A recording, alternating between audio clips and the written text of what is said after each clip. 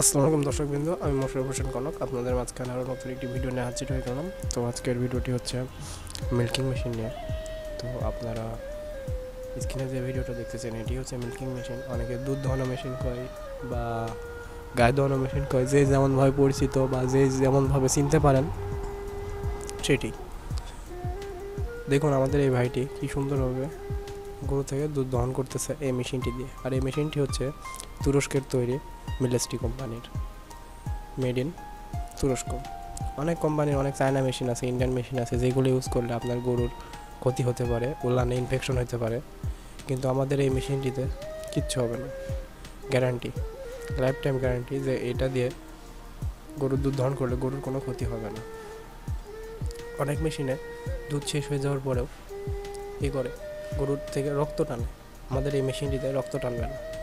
গরুর দুধ শেষ হয়ে যাওয়ার পরেও আপনার 10-15 মিনিট আরামে চলবে, তো রক্ত আসবে না। তো যে মেশিনটা এখন দেখতেছেন এটি হচ্ছে single milking machine, single bucket. তো এটি একই সাথে আপনি একটি গরুর দুধ দহন করতে পারবেন। আমাদের কাছে আরও মেশিন আছে যেগুলোতে একটির সাথে 2টি গরুর দুধ দহন করতে পারবেন। আর এটি হচ্ছে আপনি ঘন্টায় 15 থেকে 17টা গরুর দুধ দহন করতে পারবেন আরামে। আর এটির যেই এই সিস্টেম আছে চালানোর, এটি হচ্ছে মোটরের সিস্টেমে চলে, কারেন্টের মাধ্যমে। আর কারেন্ট বিল আসে অনেক স্বল্প পরিমাণে।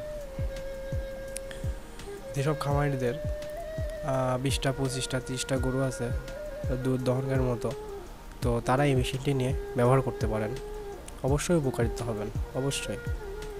আর এই মেশিনটির সাথে আমরা দিয়ে থাকছি 1.5 বছরের ফ্রি সার্ভিস।